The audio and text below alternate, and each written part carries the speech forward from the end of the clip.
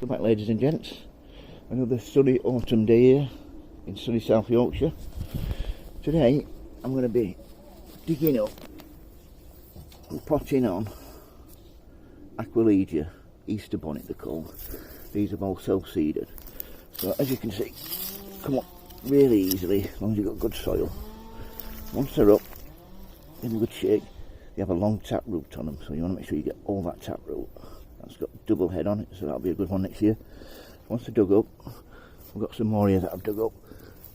It just seems a waste if you've got space to look after them and grow them for next year.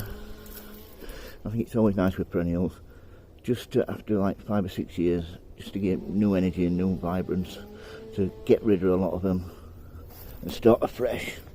So get it in the pot like so. And make sure you get the crown level with the soil around it. Give it a tap down and have a good double take.